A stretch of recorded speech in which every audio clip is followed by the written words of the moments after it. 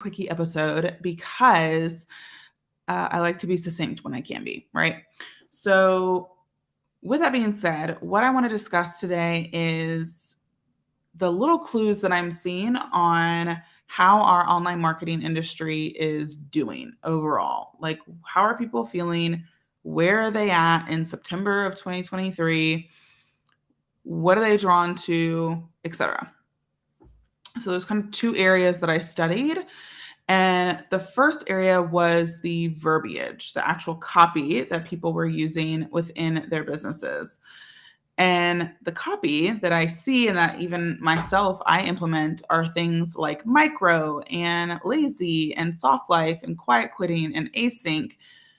Words like that, quick wins, that language is telling me a few things. And you can let me know too, in Instagram DMs or messages or whatever, or comments, like what you infer about that language, what you take away from that being the copy that's literally being used by everybody and their mom. And I'm going to tell you what I infer from that. What I infer is that people are tired, they're exhausted, they aren't as drawn to like these really big results and big promises to double, triple, quadruple, bajillionuple their growth or their return on investment. They're just looking to either maintain or to make small micro adjustments. And there's nothing wrong with that. Like there's nothing like inherently bad or wrong. It's just that if you have a more like all-inclusive or comprehensive type offer, then you may want to revisit and see how you can explain or share about your offers in line with that kind of mentality of, okay, most likely people are coming to me who are getting busy or they have tried all the things and they're, feeling like, okay, what's even happening? Like, how am I going to make this work? So, with that being said, something that I implemented for my Done in a Day program, which is all about VIP days, and something that I implemented around it was really this idea of how long does it take people to actually sell a VIP day. And so we had about 40 something percent of people sell a VIP day within 1 month of joining the program. So that was a really important statistic that we shared. And then on top of that, we just want to know how many days it took people. So how we calculated that was people shared their win in our community, and then we took a screenshot and we knew what date they started and we knew what date they posted that they just sold their first VIP day. And so we just, did the math.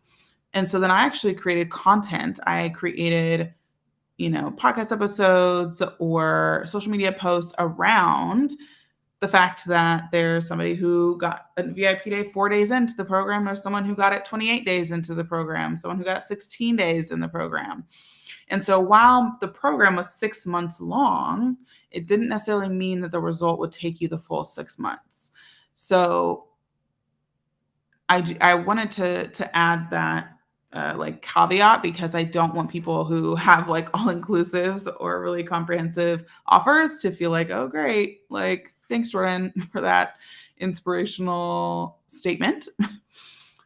I want it to be an encouragement for anyone who has any offers in the online marketing space. It's just a matter of positioning, right? It's just a matter of tweaking and adjusting the language that's going to convey how someone's going to be able to get a result when working with you. And right now, people are wanting small bites. They're wanting digestible. They're wanting quicker, and they're wanting to be able to take like one step at a time and not feel like, okay, I got to rush through and get this thing, built in a day. A lot of things take time in your business. And so taking in the verbiage, assessing it in my own lens, and starting to incorporate it in my messaging and my positioning. I'm taking all of this into account. I'm recognizing that, again, people are needing more time to do things, and they are not as hung up about getting the biggest, baddest result possible. They just want a win, right?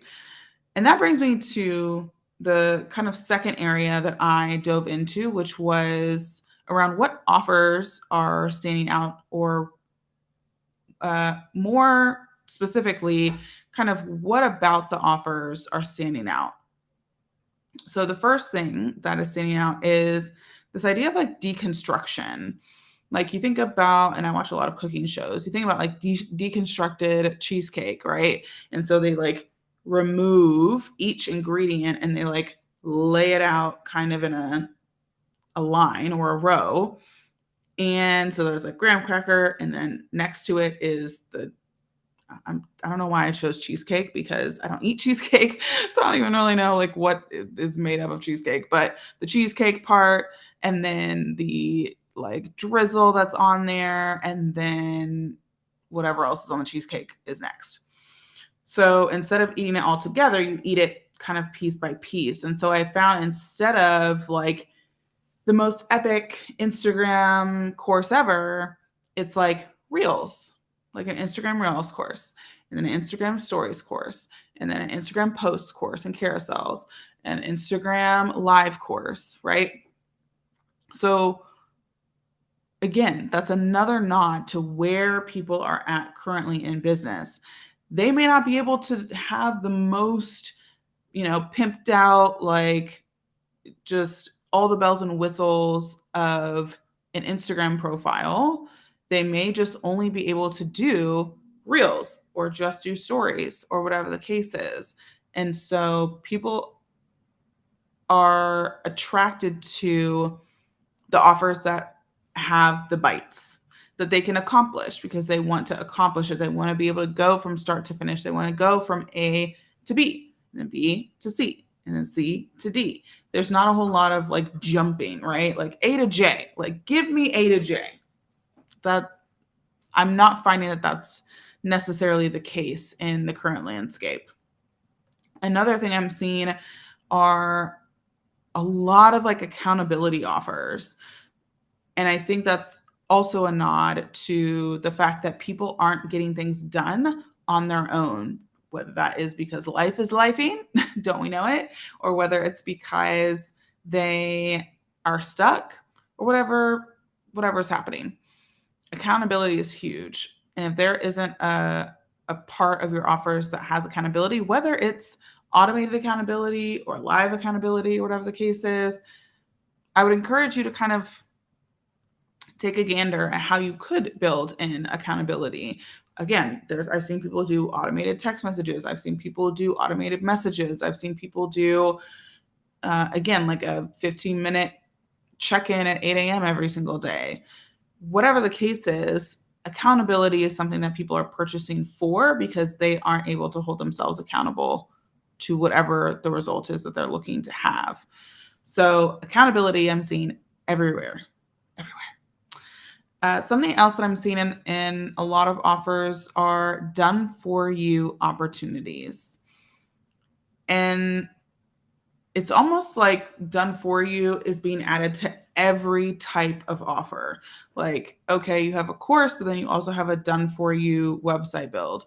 And then sometimes you have a, membership, and then you have a done for you social media campaign. Whatever that is, people are reinserting done for you in there, because if we go back to the very beginning, people are tired. People are having a hard time keeping themselves accountable. So it's natural for them to just want somebody else to do it for them, so that they aren't the bottleneck, or they aren't holding up everything.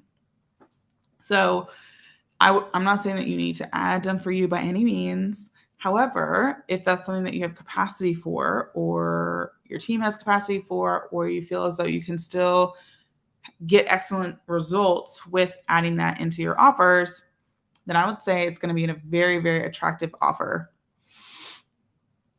because people are looking for, I guess, the route where they aren't the ones holding themselves back anymore. I think that people are getting tired at looking in the mirror and saying, like, why is it that this still isn't happening? And whether, that's because of circumstances like real life, or that's because of mindset trash, whatever the case is, I really, really believe that Done For You is getting kind of a comeback, which I love and think is great and smart. So I would say that is something I'm seeing a lot. Also, again, small bites of results. People cannot process having like the most epic of all epic things, right? Even an accelerator or I'm trying to think, it was like a fast track 4-week situation that I was a part of. It was for ManyChat, and it was for setting up any funnel that had to do with like a freebie. So it was a freebie or a webinar or a challenge or a checklist or whatever the case is. And that's it. So there's so many different funnels that you could create. However, this one only focused on the freebie aspect. And so they're creating a whole nother program that is all of them. But even the fact that it was like, this is very clear, this is what we're talking about, this is what we're doing, it's only this one way of doing a funnel, a chat funnel, totally made sense to me. And again, so if you have an offer that has multiple outcomes and multiple solutions and multiple results that people could get out of it, then I would chunk that out and really create milestones for people going through your offer. So that way they are feeling supported and they're feeling like they aren't overwhelmed or that there's too much to do, right? So that I think would help, again, for my people with more comprehensive offers. And then lastly, which again, I know I've spoken about on the podcast previously, is AI-related offers. So I'm seeing it in a couple ways. The first way is, I guess, the typical way where people are sharing prompts and tools, right? So they're showing, okay, here's a prompt that I use to come up with a really great email subject line, or here's a prompt that I use to, build out my speaking bio. And that's all fine and dandy. And then there's like a next level tier where people are sharing, okay, here's the tools that I'm using. Here's the process of how I can repurpose a live stream, or how I can do my bookkeeping in 5 minutes, whatever the promise is. And so that's kind of level 2. And then level 3 is kind of the lane that I'm in now, which is building your own AI app that uses a ChatGPT to, again, deliver a specific result or solution. So instead of you giving your clients prompts or templates for emails, imagine if you created an AI app that literally wrote the emails for your clients, like the whole sequence, subject lines, call to actions, all the things. And so that got them 80% there. And now they just have to fill in the 10 to 20%, depending, right?